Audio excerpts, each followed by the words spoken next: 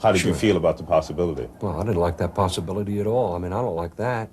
I mean, I don't like that, but I don't know who's firing back at me either. I mean, you don't know what's in the opposite end of that barrel. You just don't know. So you have to neutralize any adversary. Any adversary has to be neutralized.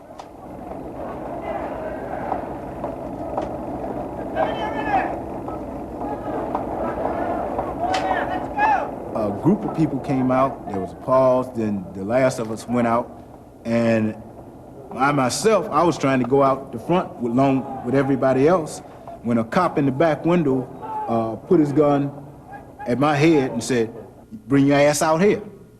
And I looked, and I dug, I had no other choice, so I come out on the side on Pearl Street, and that's when the cops jumped up and down and on my head, in my groin, the whole bit, right in front of international TV.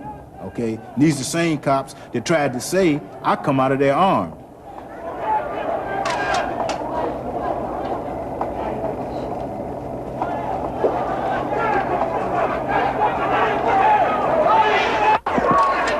He's hitting him, he's hitting him.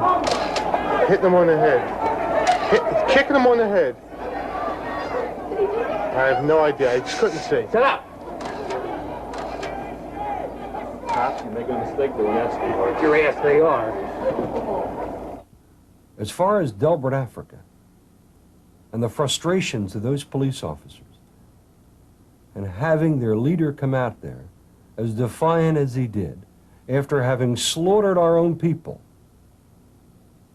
and then expect a society to turn around with no emotion, you strip it, they're sterile, and you're not supposed to touch the guy.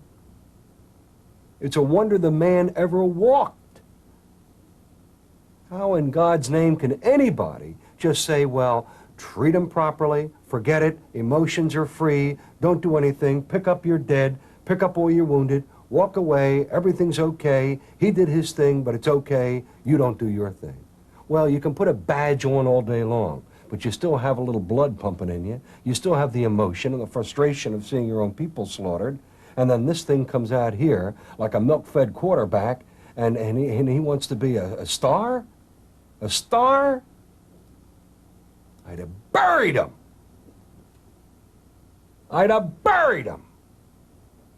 He killed somebody who he couldn't carry his jockstrap, a 30-year Marine, 2 wars, all the blood and everything else that this man saved in the streets of Philadelphia, and that garbage, that trash, because he had a cause that he couldn't even spell, wants to just blow everybody away and come out and say, I got rights. Got rights? He's got to be mad. I know he's mad anyway. 3 officers who beat Delbert Africa were indicted and tried for assault.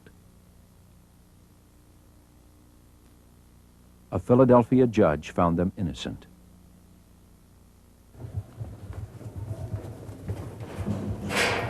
Delbert and 8 other MOVE members were convicted of murder. Each was sentenced to 30 to 100 years in state prison.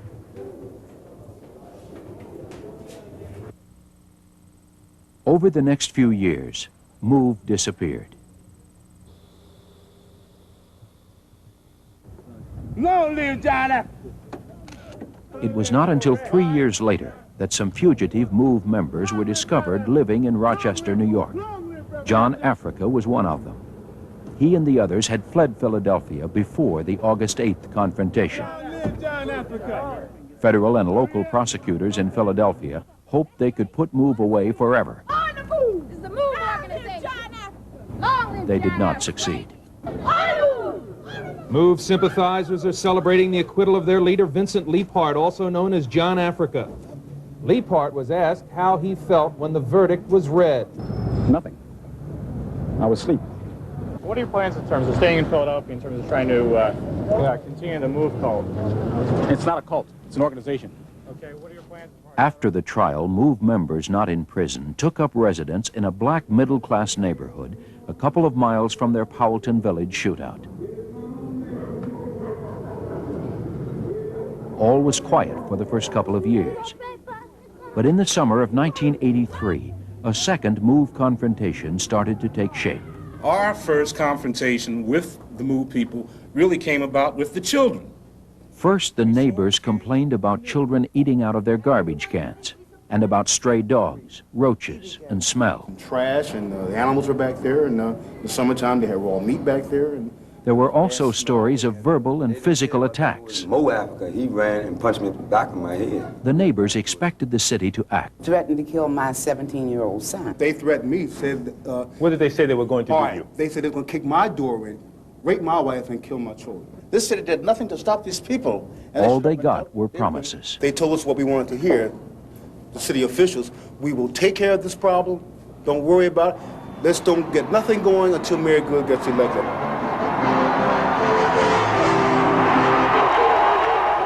All of us, from all neighborhoods, from all walks of life, white, black. Wilson Good was Philadelphia's first black mayor.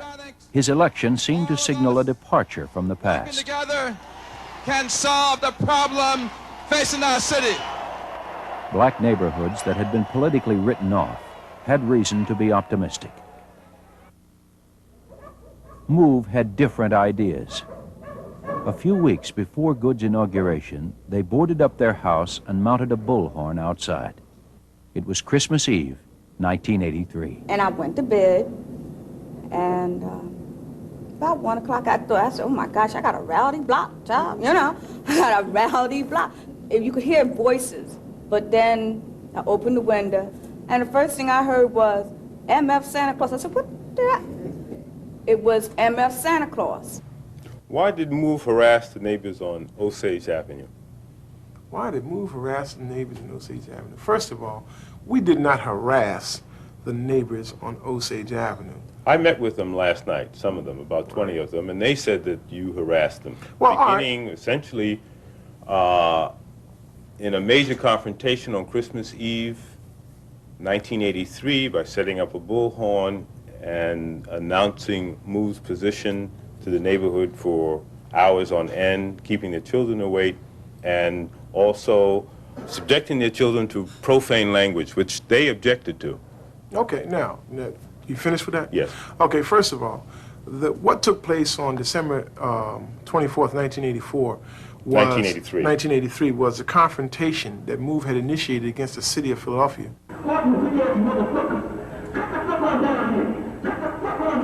Concerning the use of the bullhorn and the use of profanity. Well, it's unfortunate that our confronting the system in the way that we did was to impose on their rights, but certainly it wasn't. In fact, it was to ensure them. I went over to the MOVE house and talked with Frank James and Conrad and Teresa and Rhonda Africa about what their reason was to have all of this confusion on our block. They said, well, we're trying to get our people who are in jail unjustly because of the Powelton Village incident in 1978. They said, we want to get them released. They said, if we make you angry enough as residents, as our neighbors, then City Hall has got to respond. What led to the neighbors' complaints is the position that we took, that we have innocent people in prison and we want them out. And our demonstrations to get our people out of prison. We talked on the loudspeaker, yes we did. We told people that we were pushed to take the position that we're taking, that if they wanted to do something to eliminate the situation, to relieve it in some way, that they should be down City Hall complaining. We encourage people to go down City Hall and complain. They said, we're going to put pressure on you until you put pressure on City Hall and make them let our people go. On Memorial Day of 1984, 15 Osage Avenue residents went down to City Hall to meet with the mayor. When we had a meeting with the mayor, we all went out there. I know right then in my heart, I know there wasn't nothing he was going to do for us. Because he said to us, why can't you all deal with it? It's black on black. He didn't want to deal with us at all. He had just like we was a bunch of bombs sitting there, and he was talking to a bunch of bombs. That's I the feeling didn't- you got, That's the feeling I got, and I think we all got that same feeling. that he was talking down to you. Right. He didn't even want to talk to us. We wasted his time that Sunday morning. I don't know how to solve a problem at this point. I cannot, as mayor of the city, take an illegal action in order to begin to deal with the concerns of a block. I sensed very early that we did not have the expertise to do what had to be done. At hearings held to investigate the city's handling of the 1985 MOVE confrontation, city officials described how the city dealt with neighbors' complaints. Did you yourself or through your committee bring it to the attention of other agencies? No, we did not. Was this just too hot to handle? I think that's a good summary for it, sir. Mr. White, if this was too hot to handle, what help was available to those neighbors? Mr. Bowser, If the city couldn't help them, who could? well, you're saying the city, you're asking me. I'm obviously not communicating, and Mr. White, I don't want to prolong this. Did you call anybody